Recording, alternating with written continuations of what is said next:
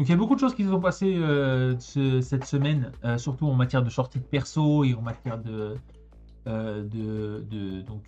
nouveautés, mais il y a aussi les petites discussions qui ont été publiées sur Air Fighters, donc ça va être intéressant de faire le tour de ce qui s'est dit, de ce qui s'est fait sur le subreddit depuis toute cette semaine. Ça va être plutôt cool vu que il y a pas mal de news et que il y a pas mal de choses à dire en globalité sur ce qui s'est passé dernièrement cette semaine. Donc, on a comme d'habitude la petite première image faisant partie des fanarts publiés dans ce subreddit. Aucune idée pourquoi est-ce que Lilith est avec un gros combo burger avec apparemment des cornichons, ce que j'adore.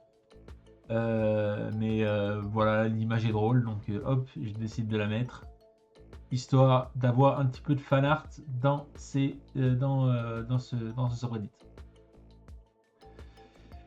Ça, c'est une bonne question. Qu'est-ce qui fait un bon local? Donc là, on a un nouveau Théo qui a fait pas mal de local, un petit peu autour du monde. Et sa priorité est de faire une meilleure qualité d'expérience pour les joueurs. Il n'y a pas de y a pas de swapping entre les PC et les consoles, il n'y a pas de bracket, sur les laptops à la con. Ils veulent vraiment standardiser au maximum les bornes. Qu'est-ce qui fait qu'un bon local en matière de matériel fait que c'est un bon local? Okay. Qu'est-ce qui fait que tu vas payer pour te faire 0,2 parce que tu veux supporter le reste de la scène et contribuer au cash price? Est-ce que c'est les meilleurs setups? Est-ce que c'est le nombre des setups? Est-ce que c'est mandatory space pour les friendlies? Donc il dit friendlies, il dit pas casuals. Ça doit être un joueur de Smash. Le coût de chacun des setups, les prix donnés, les diversités en matière de jeu, les diversités de ce qu'il y a à faire, la journée à préparer. Donc il y a eu plein de réponses. Il y a une question d'atmosphère, il y a une question d'hygiène, comme d'habitude, hein. Ça c'est Reddit, hein. Ça c'est l'hygiène, c'est directement primordial pour eux parce que automatiquement on entend parler de la communauté, donc on entend parler systématiquement des gens qui puent dans les locales. Ça c'est un standard, on va pas en échapper. Il faut que ce soit tourné de manière plutôt run smoothly, donc faut que ça tourne quoi, de manière sans accroc et sans problème. Pas mal de choses qui ont été dites sur pas mal de messages. Les questions n'ont pas nécessairement été répondues, à part ici. La ponctualité, ouais. Et il faut que la communauté soit aussi robuste pour pouvoir vraiment tenir les rênes et permettre aux gens de pouvoir jouer de manière locale au jeu de combat. Parce que les gens, comme pointe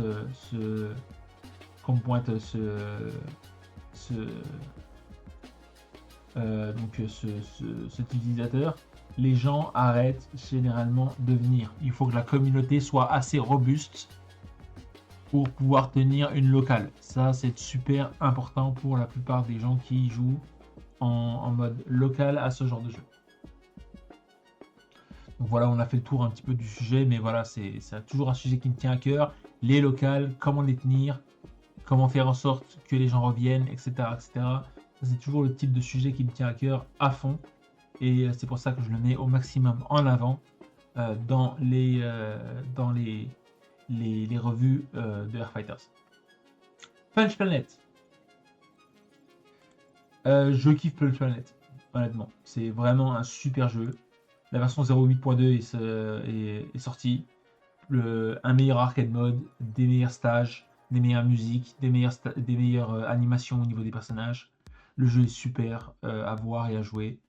Honnêtement, ça fait partie du genre de jeu indé, malheureusement, qui ne seront jamais joués par la communauté de manière fréquente, mais quand même qu'ils le méritent. Et ça fait plaisir de voir des créateurs euh, foncer au maximum pour pouvoir créer les types de jeux qu'ils veulent créer, en fait. Les types de jeux qu'ils veulent jouer aussi. Parce que le créateur qui est Willpower est un gros joueur de Street Fighter, principalement Street Fighter 4. Et c'est pour ça que le jeu a pas mal de décisions, ils ont pris pas mal de décisions qui sont très Street Fighter 4-like. Et c'est super sympa à voir et à apprécier comme type de jeu.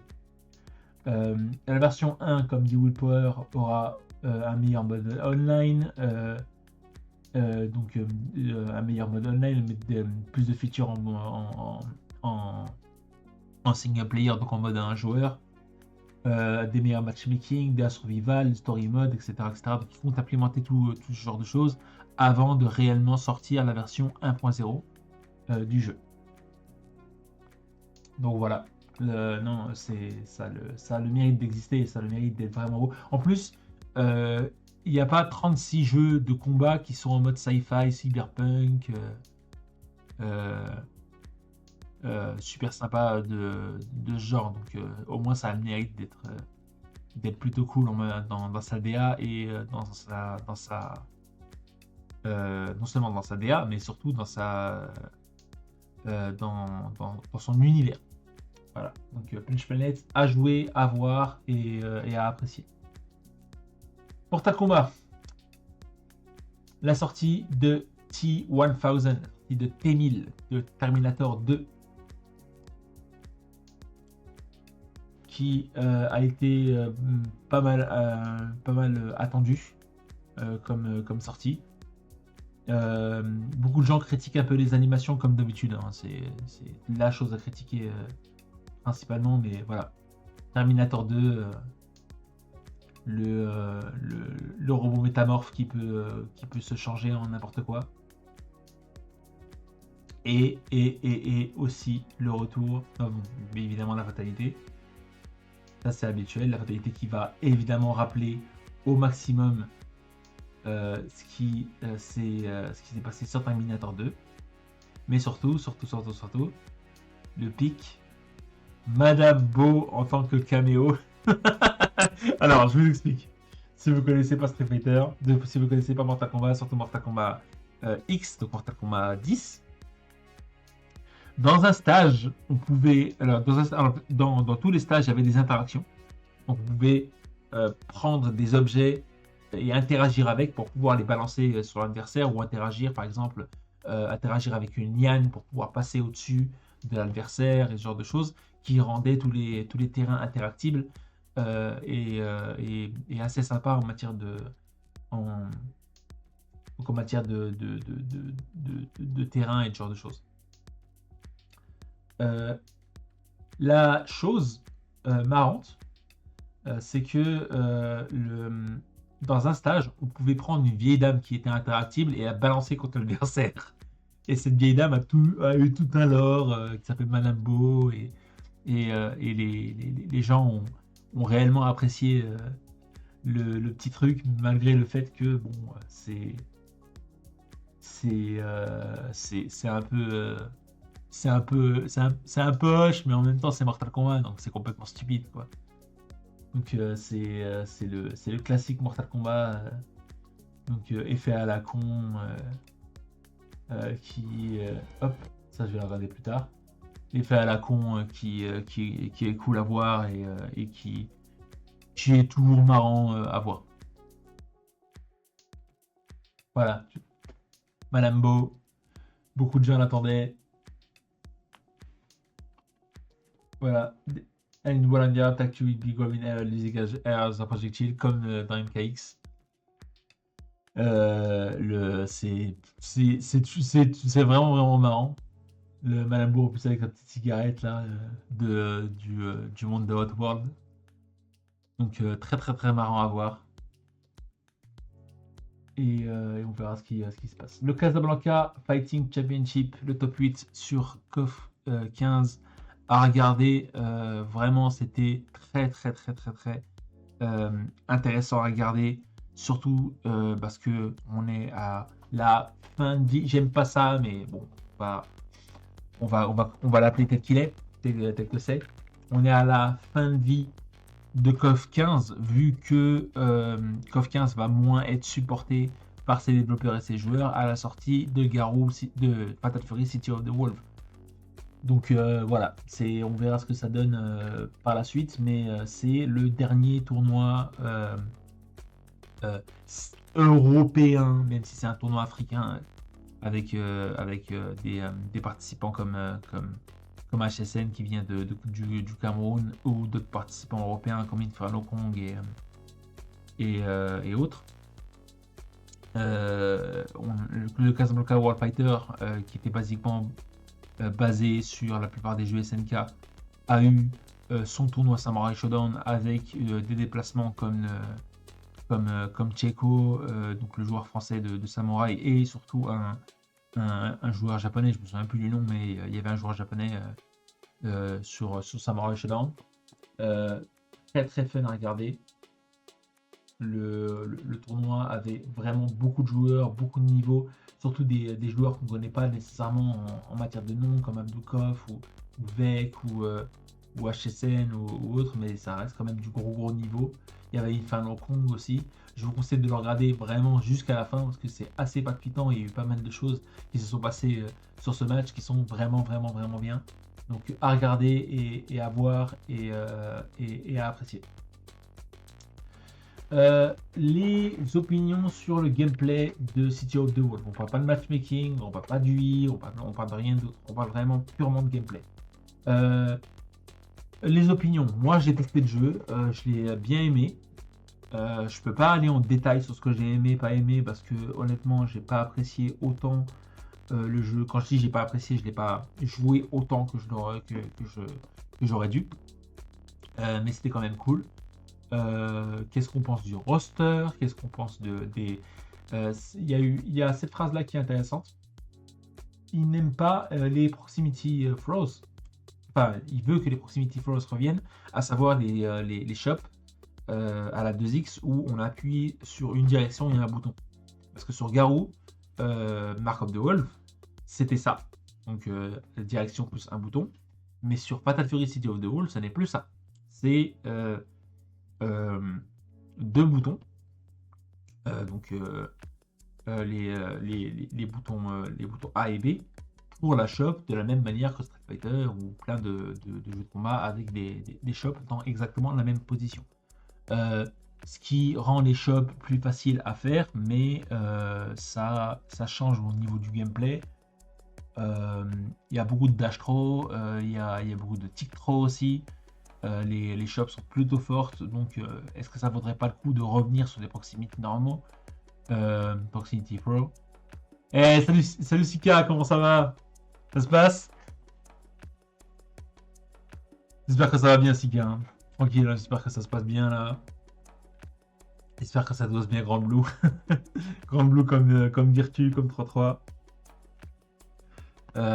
Et que ça se passe bien. Là. Moi,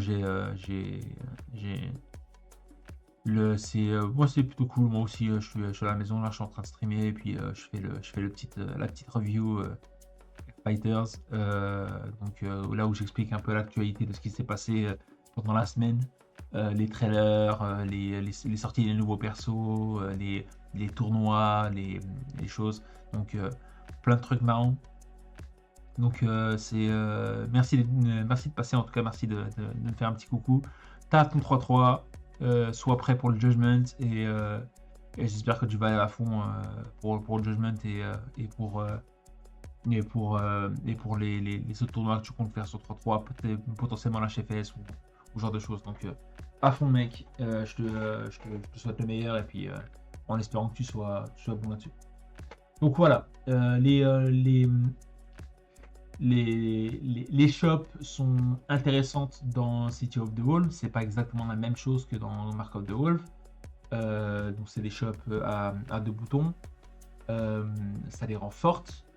Le input reader, donc le buffer d'input, qui a tendance à être un petit peu trop. Là, c'est ce que dit l'utilisateur, qui a tendance à être un petit peu trop facile pour les inputs à charge. Et le rooster a été leaké, mais il n'y a pas Yamazaki, ça le fait un peu chier. Voilà, ça c'est ce genre de choses. Donc 5 frames de shop. Les shops ont été largement plus nerfés que les shops de Garou. Les shops de Garou sont à 0 frame, faut pas oublier. Les shops sont immédiates sur Garou. Donc les shops à 5 frames, ça permet d'être stuffé. Et ça a l'occasion d'être... vas-y, à la prochaine Sika, hein, t'inquiète. On se capte en appel si tu veux m'appeler. Donc voilà, pas mal de choses qui ont été dites sur le glossé, sur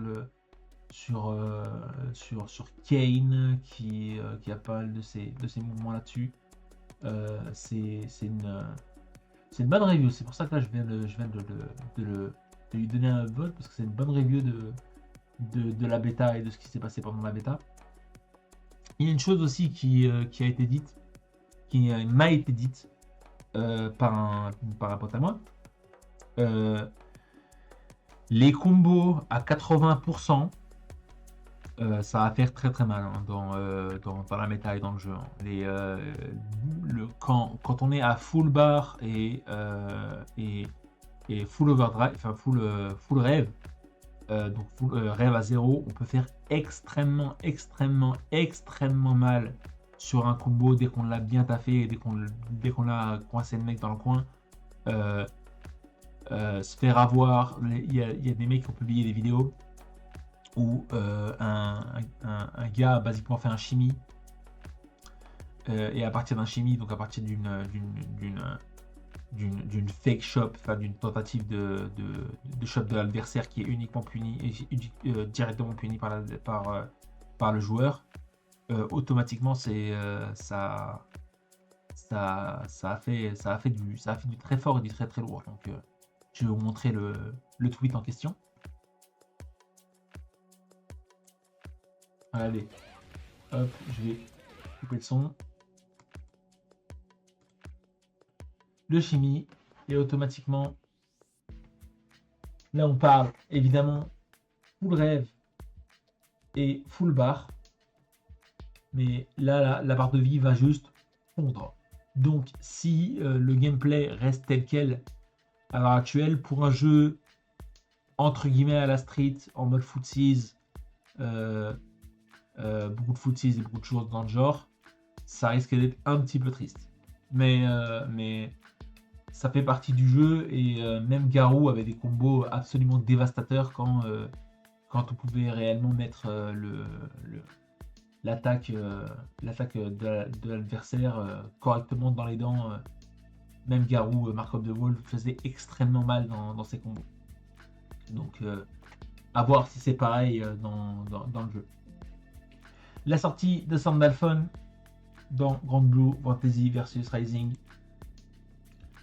Pas mal de persos qui sortent et pas mal de persos stylés qui sortent sur Rising avec la saison 2 du jeu. On est sur le caractère guide de Sandalphon. De loin, les persos pour moi m'ont l'air un peu similaires. Ils ont tous des épées, ils ont tous des attaques un peu similaires au niveau des choses. Mais je suis sûr et certain que quand on dose un petit peu plus le jeu, on a évidemment bien plus de profondeur de jeu et de choses qui rendent le jeu bien plus fort et bien plus détaillé dans ce genre de choses. Donc ce n'est pas pour dire que le jeu est simplifié ou je ne sais quelle connerie. Hein. Le jeu est loin d'être simplifié. Hein. J'ai vu des tournois là-dessus. C'est très, quand c'est vraiment bien joué, c'est très très fort. Hein. Ce jeu-là mérite quand même d'être joué et apprécié aussi. Hein. Ça c'est clair. Alors, hot tech. Là, les méta des jeux de combat change beaucoup trop vite par rapport aux nouveaux personnages et aux patchs fréquents. C'est devenu quasiment impossible de tenir la barre. Bon, alors, il y a beaucoup à unpack là-dedans. Est-ce que c'est vrai? Est-ce que est-ce que les gars ont pas... Est-ce que les joueurs ont trop l'habitude maintenant d'avoir systématiquement des patchs qui fait qu'ils n'arrivent pas à développer leur propre méta dans le jeu? C'est difficile à dire. Si on est sur un truc à la Mortal Kombat X encore, Mortal Kombat X avait des patchs à la sortie du jeu qui étaient espacés d'à peine 3 ou 4 semaines. Et ces patchs-là changeaient radicalement le jeu et radicalement les persos. Donc plein de gens ont abandonné en disant non mais moi j'arrive pas à suivre, qu'est-ce que tu veux que je fasse de ça, pourquoi est-ce que je continue encore à jouer au jeu. Ça se tient, carrément. Donc là, il y a aussi ça à réellement prendre en compte. C'est le genre de choses qui est un peu important à parler parce que c'est pas évident, surtout pour les joueurs professionnels, de réellement tenir la barre sur les patchs et constamment s'entraîner sur les nouveaux patchs qui viennent de sortir, etc. etc. Est-ce que parce que le fil a été downvote. Donc pas mal de gens pensent que non en fait, que ça c'est très bien comme ça permet d'équilibrer le jeu, ça permet de rendre le jeu plus prêt. S'il y a des problèmes, automatiquement le jeu est fixé, etc. etc. Mais c'est quand même intéressant parce que c'est un débat intéressant dans la communauté. Ça a fait changer les choses. Beaucoup de joueurs dans un certain skill level, beaucoup de joueurs sont à un niveau qui ne sont pas affectés par les changements de la méta top, de la méta top level, de la méta top niveau. Ce qui est justifié aussi. Il y a pas mal de joueurs qui ne sont pas des joueurs à la Daigo, qui n'ont pas besoin de taifer, qui ne sont pas de ce niveau-là, qui ne sont pas ultra grand master, je ne sais quoi, Legend, ce que vous voulez, dans n'importe quel rang, en ligne, et qui ne font pas les plus gros tournois des plus gros tournois du monde pour au final les gagner. Donc attention, c'est à voir, et c'est complètement, ça change pas mal de choses. Donc voilà, ça c'était à dire. Il y a un débat là-dessus. Pas mal de gens pensent au contraire. Ouais, damned if you don't situation, ça c'est le verre à moitié vide et le verre à moitié plein. D'un côté, c'est bien parce que ça s'il y a des patchs à faire, c'est qu'on en avait besoin. Des persos trop forts, des persos pas assez forts, des glitches, des nouveaux persos à implémenter, un casque qui s'agrandit, un jeu à service, etc. Et de l'autre, on n'arrive pas à tenir sur la méta, on n'arrive pas à tenir sur les nouveaux persos, on n'arrive pas à se contenter de juste jouer au jeu tel qu'il est. C'est un peu la différence entre un jeu comme Street Fighter 6 et un jeu comme Virtua Fighter 5, en fait. Street Fighter 6 va avoir une méta qui va constamment changer tous les 6 mois, et il va avoir des nouveaux persos tous les 3 mois qui sortent. De l'autre côté, il y a Virtua Fighter 5 qui est à peine changé d'un petit iota. À savoir, le jeu a changé, mais pas radicalement. Les combos n'ont pas radicalement changé. Il n'y a que les gros joueurs qui vont réellement voir la différence. Et c'est tout, quoi. Donc, c'est un débat. C'est un débat. Et c'est important. Pour moi, c'est important de le prendre en compte et de voir ce que les gens en pensent. La sortie d'Anna Williams. D'un côté, je suis content parce que le jeu mérite d'avoir un personnage comme Anna. Anna reste quand même super fun et un personnage extrêmement aimé dans la saga de Tekken. Mais de l'autre côté, le fait qu'on ait à payer le personnage une deuxième fois dans Tekken 7 et dans Tekken 8, je trouve ça un peu abusé de la part de Namco. Le petit style, la petite coupe carrée en diagonale qui cache l'œil droit, le fait que maintenant tout le monde a une arme, donc ils ont aussi mis une arme à Anna. Ils ont mis son bazooka, vu qu'elle avait un bazooka sur Tekken 5 et qu'elle avait un bazooka sur Tekken 7 dans son Rage Art. Pas mal d'interactions,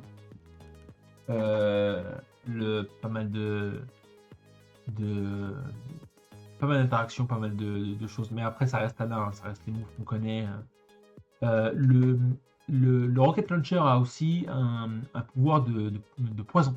On va le voir quand elle va affronter Nina. Mais voilà, c'est du poison.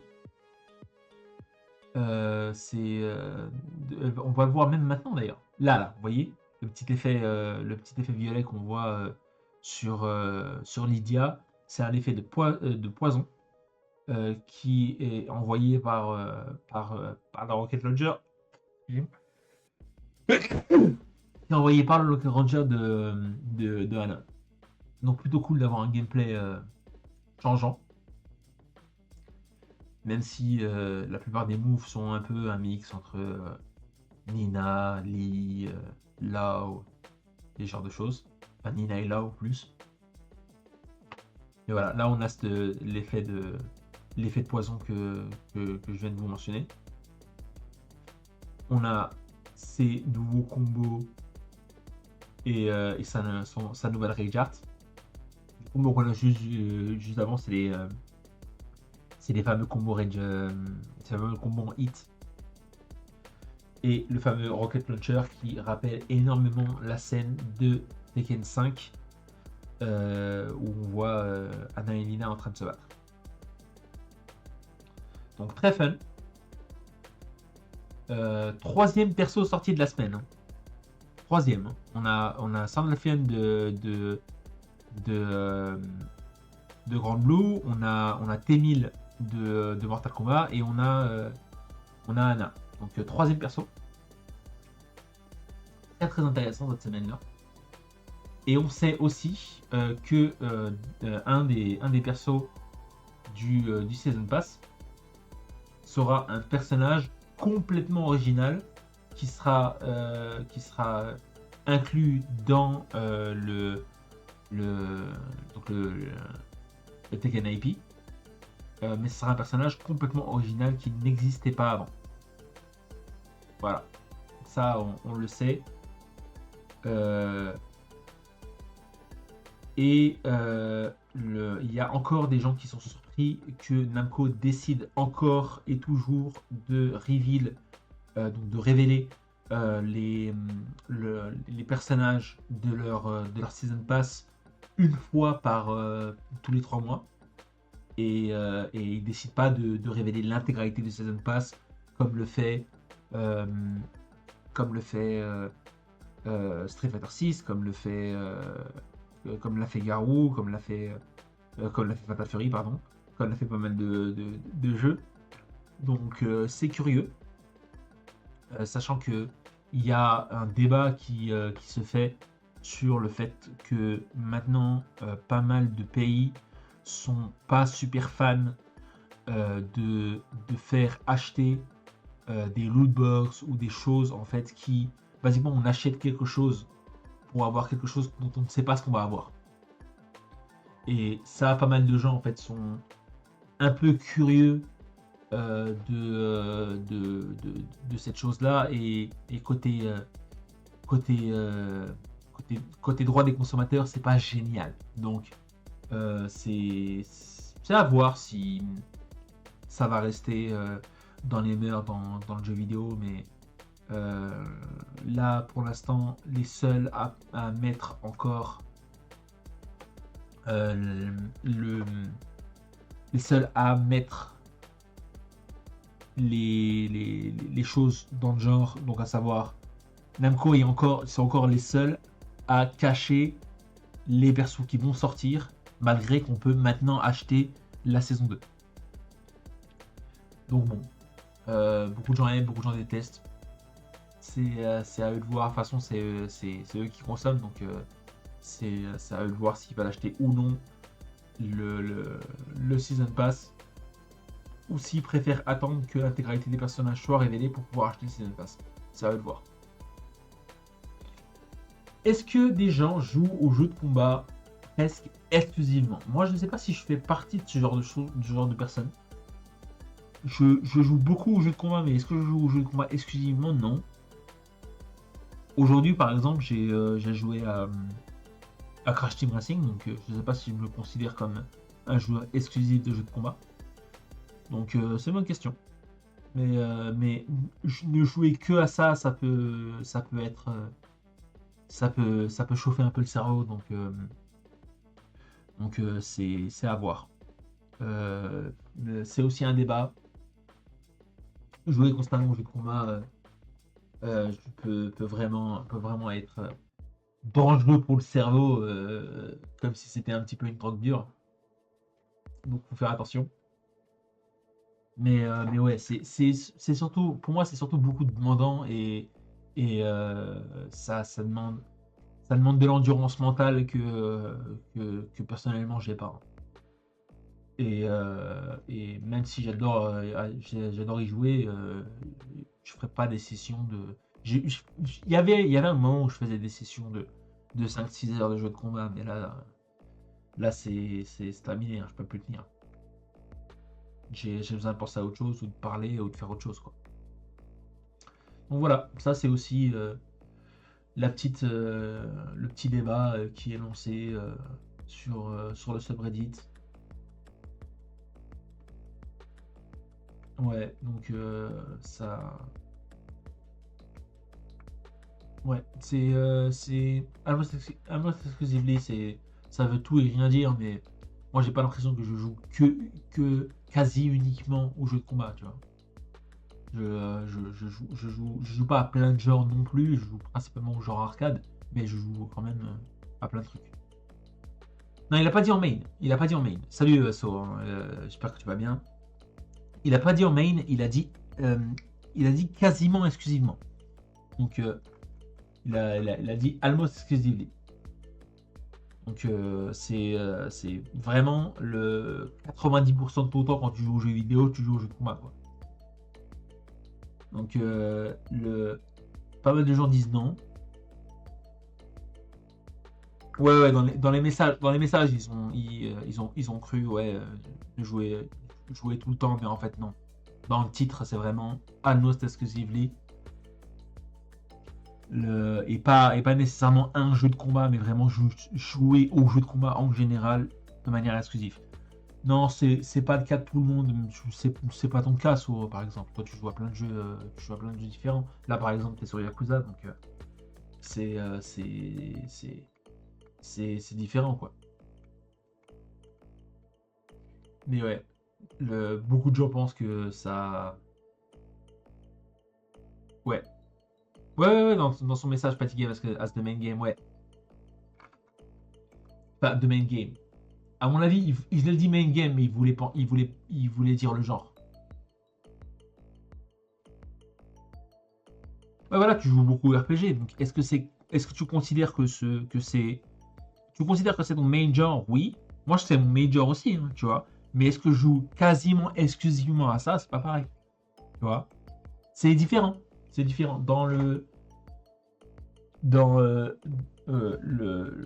Ouais, c'est différent. C'est différent. Je ne considérais pas ça comme exactement de la même manière aussi. Donc, c'est un major pour certains, c'est quasiment joué de manière exclusive pour d'autres.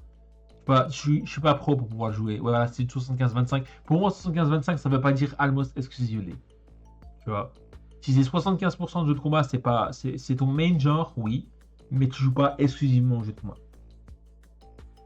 Enfin, tu joues pas presque exclusivement au jeu de combat. Parce que presque exclusivement, c'est vraiment 90-95%, quoi. Tu vois. Voilà. Donc c'est un petit débat qui est lancé sur le subreddit qui est plutôt marrant. Et c'est à voir. Je disais avant que tu arrives, on a eu la sortie de 3 persos quand même cette semaine sur les jeux de combat. On a eu la sortie d'Alain Williams sur Tekken 8, on a eu la sortie de Sandalphon sur Grand Blue, et on a eu la sortie de T-1000 de Terminator 2 dans Mortal Kombat. Donc, on a eu de l'actu, hein. On a eu pas mal d'actu dans les jeux de combat cette semaine, donc c'est plutôt cool. Et dernier post, est-ce que c'est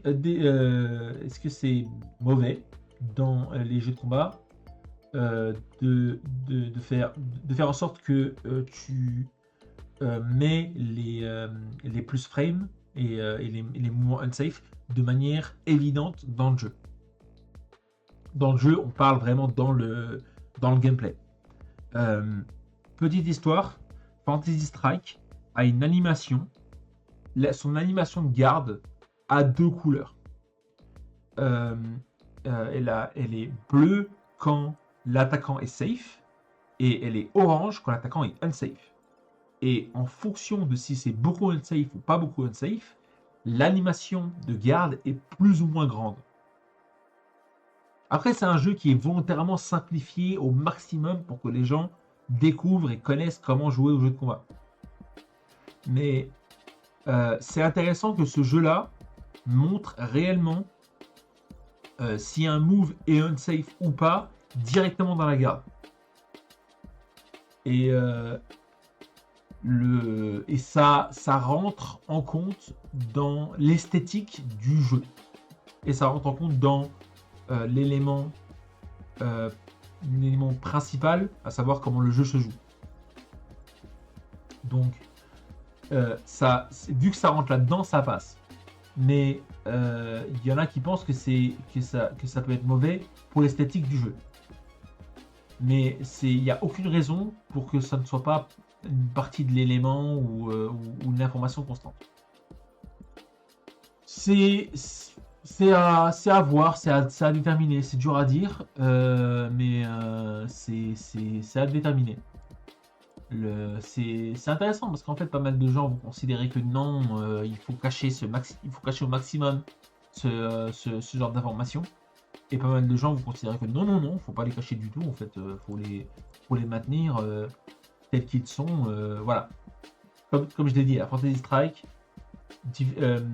donc les sparks sont des couleurs différentes en fonction de si c'est unsafe ou pas dans la garde. Si c'est le minimum, s'il y a marqué invincible, le high, low, mid, cross-up, genre, par exemple, Skullgirls va te montrer si le coup si le coup que tu t'es pris est un coup mid, est un coup high ou est un coup low, avec une petite animation au-dessus de la tête de ton personnage. L'animation a une couleur différente en fonction de si tu t'es mangé un low ou si tu t'es mangé un high. C'est jaune si tu t'es mangé un high, c'est bleu si tu t'es mangé un low. Et si tu as un counter hit, il y a un petit cœur rouge et un flash sur ton perso. Il y a un petit cœur brisé rouge et un flash sur ton perso dans Skullgirls. Donc il y a une indication aussi de ce genre de choses. Mais est-ce que ce serait cool sur certains jeux d'intégrer si le move est unsafe ou non dans la garde? Et ça, c'est une petite question intéressante, je trouve. Parce que ça ne veut pas forcément dire que tu vas montrer l'intégralité de comment marche le jeu juste en montrant l'animation, quoi. Tu peux montrer le minimum, mais tu peux aussi montrer ce genre de choses. Encore une fois, Fantasy Strike l'a montré. Donc, si un jeu l'a fait, c'est que c'est possible. Non, quand on parle de unsafe, on parle vraiment de la définition de base du mouvement unsafe, hein, à savoir l'attaque est et unsafe. Non mais, encore une fois, dans Fantasy Strike, si l'attaque est unsafe de plusieurs frames, vraiment, c'est hyper unsafe, l'animation sera grande. Si c'est un petit peu unsafe, l'animation sera tout petite. Donc, l'idée, c'est pas de montrer le compteur de frame exact ou la frame data exacte dans l'animation. C'est juste de montrer que c'est un petit peu safe ou c'est un petit peu unsafe ou c'est vraiment unsafe ou c'est vraiment safe en fonction de l'animation de l'animation de la garde. Tu vois, genre un jab va avoir une grosse animation de safe, mais une balayette va avoir une grosse animation de safe. Je sais pas, j'ai pas l'impression que c'est mauvais, mais ça dépend de ce que le jeu veut montrer. Mais ouais, tout dépend de ce que je veux montrer, ça. Tout dépend de ce que je veux montrer. Mais pour moi, ça fait du sens dans un jeu comme Fantasy Strike. Parce que c'est un jeu qui se veut intuitif et se veut vraiment dans l'apprentissage des jeux de combat. C'est peut-être trop demandé dans un jeu comme Street. Ou dans un jeu comme Fatal Fury. C'est peut-être trop demandé. Donc ça à voir. C'est réellement à voir. Mais ouais. Ouais, il y a eu ce débat là. Si c'est montré dans Training Mode, ça va. Si c'était pas montré en Training Mode dans Fantasy Strike, ils étaient trompés. Mais c'était montré réellement dans les matchs. Voilà. Donc c'est ce qui est dit, c'est le petit débat qui est lancé. Est-ce que ça vaut le coup ou pas de mettre ces frames d'activité, ces frames d'activation dans le jeu? Ouais, le mode training, enfin le mode training de Street 6 est vraiment goldé, vraiment goldé. Je ne trouve pas aussi goldé que le mode de training de Skullgirls, mais le mode de training de Street 6 est vraiment bien. Vraiment bien. Le compteur de frame, les animations. Bon, le fait qu'on voit pas les hitbox, ça me casse les couilles, mais c'est pas grave. Le reste est vraiment bien dans Street 6. Je suis complètement d'accord. Mais la visualisation des hitbox, ça devrait être dans tous les jeux. Hein. Street 6 également. Je comprends pas pourquoi Street 6 s'obstine encore. Je comprends pas pourquoi Street Fighter 5. Ouais, il y a Skullgirls. Ouais, dans Skullgirls, il y a ça. Dans Skullgirls, il y a aussi un compteur de frame. Il y a aussi donc il y a une animation si l'attaque est cross-up ou non. Il y a la possibilité de, vu que le jeu est implémenté par GGPO, il y a la possibilité de mettre des save stats. Donc tu peux save stat ton jeu de la manière dont tu veux. Par exemple, mettre une attaque spécifiquement un compteur de frame et avec la hitbox. Non. Il y a aussi toute une barre en haut de la barre de vie avec le compteur de frame et quel frame a quel avantage sur quelle couleur. Et surtout, les couleurs des hitbox sont hyper précises. Parce que tu as la couleur de si tu es en train de garder low, si tu es en train de garder high, si tu es en train de garder en l'air. Donc le garder en l'air, c'est garder high et low en même temps.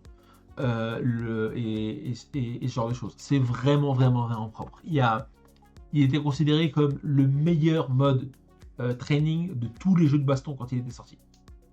Et il a été que amélioré avec le temps. Donc c'est réellement cool.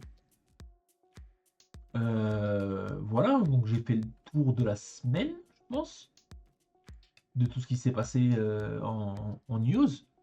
Il y a eu pas mal de choses. Là, la sortie de T1000, la sortie d'Anna, la sortie de Sandalphon, etc. Donc ouais, il y a eu pas mal de choses cette semaine et c'était plutôt cool. Désolé encore sur ma stat, tu viens vers la fin. Mais bon, il y a toujours le replay sur YouTube. T'inquiète pas, je l'upload dès que j'ai fini cette vidéo. En attendant, merci merci de passer So, merci aux viewers sur YouTube et merci à tous ceux qui me soutiennent sur Twitter et sur les autres réseaux pour me faire continuer à sortir ce genre de weekly, ce genre de contenu en weekly, c'est super cool. Moi j'adore faire ça, donc j'adore en parler, j'adore parler des jeux de baston, donc je continuerai à les faire sans aucun souci. Euh, sur ce, moi je vais vous laisser, je vais manger parce que j'ai super faim. Je vais vous laisser et je vous dis à la prochaine, hein. Voilà. Salut!